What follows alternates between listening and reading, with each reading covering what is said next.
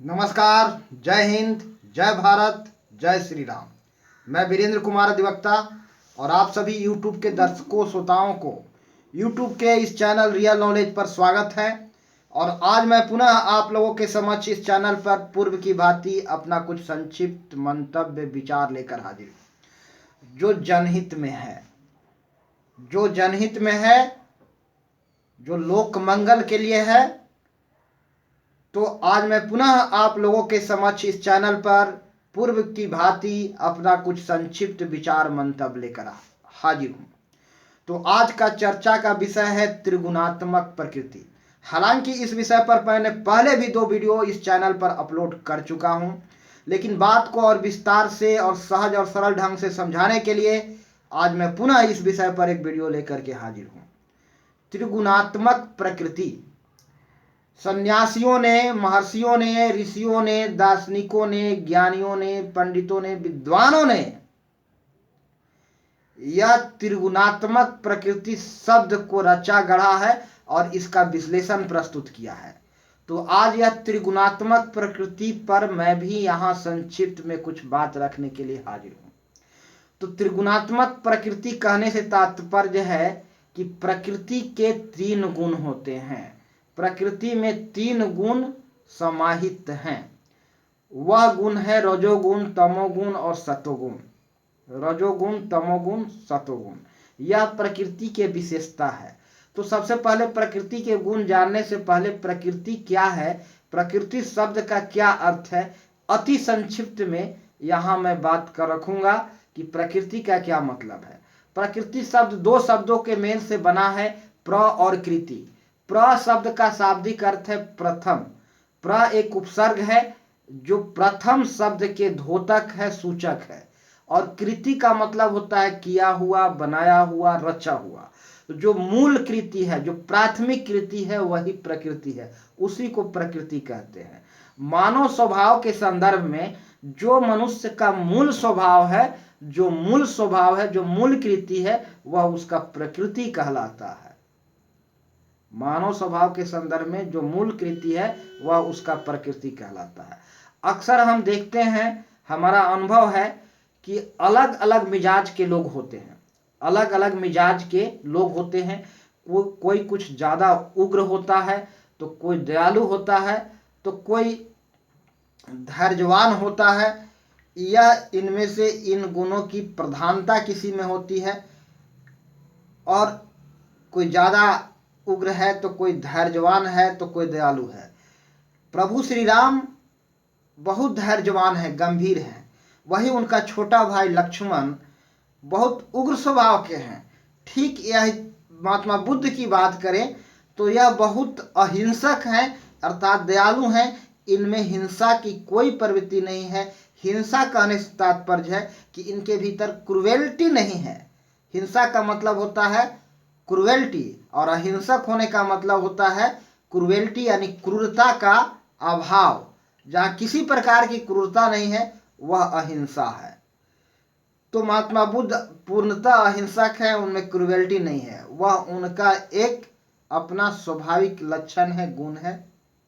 तो ये विभिन्न प्रकार मिजाज के लोग हैं जिनको हम लोग स्वभाव नाम देते हैं। लेकिन हम प्रकृति को अलग अलग करके देखें तो हमारी प्रकृति में ये 3 गुण, रजोगुण, तमोगुण और सतगुण, जो प्रकृति के 3 गुण हैं, रजोगुण, तमगुण और सतगुण, मौजूद हैं। बात को यहाँ गहराई से समझने की जरूरत है। यह एक साइकोलॉजी है और साइकोलॉजी को जानना समझना जरूरी है एक सुखद जीवन जीने के लिए। साइकोलॉजी को गहन अध्ययन जरूरी है एक सुखद पॉजिटिव लाइफ जीने के लिए। तो साइकोलॉजी को जानना जरूरी है।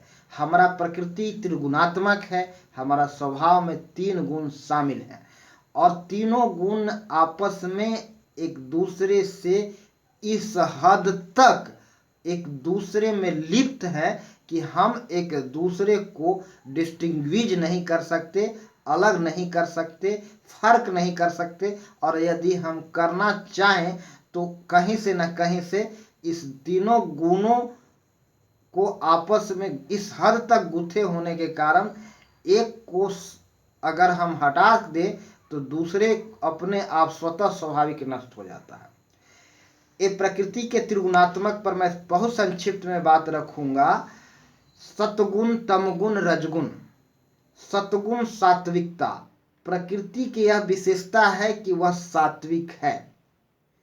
सात्विक कहने से मतलब पवित्र है, उसमें कोई खोट या दोष या कोई बिगाड़ या कोई विकृति है ही नहीं मूल रूप से।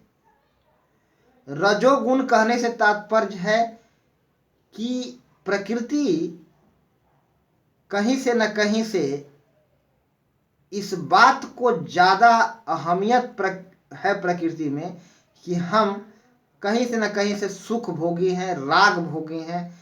हम लोग सुख में रहना चाहते हैं और यह सुख हमारा शांति का प्रतीक है। शांति ही सुख का द्योतक है।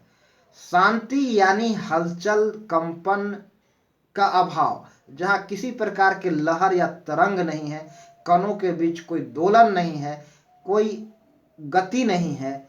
वह स्थिति, कोई भी वस्तु के कणों के बीच दोलन नहीं है, गति नहीं है, कोई हलचल नहीं है, कोई रंग, कोई लहर नहीं है, कोई तरंग नहीं है, बिल्कुल शांत शांत निरवता, यह प्रकृति के गुण है। बाहर से जब कोई डिस्टरबेंस नहीं पैदा किया जाए तो मूल रूप से प्रकृति बहुत शांत है, वो शांत स्वाभाविक है, शुद्ध, सात्विक और शांत। तमसा, इसको हम जड़ता नाम देते हैं, यानी अपनी स्वाभाविक स्थिति में, मूल स्थिति में सदैव बने रहने का जो गुण है प्रकृति का, यह उसकी जड़ता कहलाता है। मूल स्थिति में हमेशा हमेशा बने रहना, जैसा है वैसा ही बने रहना जड़ता कहलाता है। उसमें कोई चेंजिंग नहीं आना चाहिए। चेंजिंग विरोधी है हमारी प्रकृति। अपनी मूल अवस्था में सदा सदा सदा सदा सदा सदा से बने रहना चाहता है, यही उसकी प्रकृति है। और जहाँ अशांति है, क्रोध है, इस सब के पीछे कारण है कि प्रकृति के ये तीन गुणों है ना, ये तीनों गुणों पर जब भी हम इस तीनों गुणों को मिटाने का कोशिश करते हैं, प्रकृति को ही हम जब खत्म कर देना चाहते हैं, प्रकृति के साथ छेड़छाड़ करते हैं, प्रकृति के साथ हम जब उस पर प्रकृति के विरोध काम करते हैं, तो यह प्रकृति, ये तीनों गुणों को हम विरोध कर रहे होते हैं। उसकी जड़ता का गुण जो मूल स्थिति में बने रहता है, उसकी शांति का गुण जो एक स्थिति में हमेशा बने रहता है, सात्विकता को नष्ट करना चाहते हैं, तो यही है विकृति। उसमें विकृति लाने का काम विकृति लाना है। तो स्वभाव के संदर्भ में कहें, मानव स्वभाव के संदर्भ में, तो किसी एक गुण जो है, जैसे कि कोई उग्र है, कोई दयालु है, कोई गंभीर है, तो कोई कुछ है तो कोई कुछ है, तरह तरह के विविध प्रकार के प्रकृति हैं। इसको अलग अलग करके देखें और मानवीयकरण करके देखें तो सब अलग अलग तरह के दिख रहा है। और ये लेकिन अलग अलग तरह के जो दिख रहा है ना, इस सब प्रकृति के एक ही आत्मा है। इसके केंद्र में एक ही चीज बैठा है, वह है ब्रह्म। वह है ब्रह्म। इस प्रकृति के आत्मा को हम ब्रह्म कहते हैं, जिसको हम सेंटर कहते हैं। और यह सेंटर, यह प्रकृति के गुण ही है। यह सेंटर या प्रकृति के गुण ही है। आत्मा या प्रकृति के गुण ही है। यह तीनों गुण का जो सम्मिश्रण है, यह तीनों गुण का जो समन्वय है, ये तीनों गुण जो इस हद तक आपस में गूंथे हुए हैं कि सब एक दूसरे से मिले हुए हैं। और ये तीनों गुण को सम्मिलित नाम हम दे सकते हैं। जो हमारी प्रकृति में निहित है, वह है प्रकृति की आत्मा। यानी प्रकृति की आत्मा को हम, प्रकृति को ब्रह्म कहेंगे। जो फाइनली हमारी जो मूल चेतना है, जो हमारी प्रकृति के केंद्र में है, जो प्रकृति के आत्मा के रूप में हम जिसे जान सकते हैं, वह प्रकृति के आत्मा ही यह प्रकृति के तीनों गुण हैं और कुछ नहीं। आज इतना ही, और मैं अपनी बात को यहीं विराम देता हूं। और दर्शकों से मेरा गुजारिश है कि आप पूरी वीडियो को सुनिए, देखिए, चैनल को सब्सक्राइब कीजिए। और अंत में मैं सभी दर्शकों को प्यार भरा नमस्कार बोलना चाहूँगा। तो सभी को प्यार भरा नमस्कार। जय हिंद, जय भारत, जय श्री राम।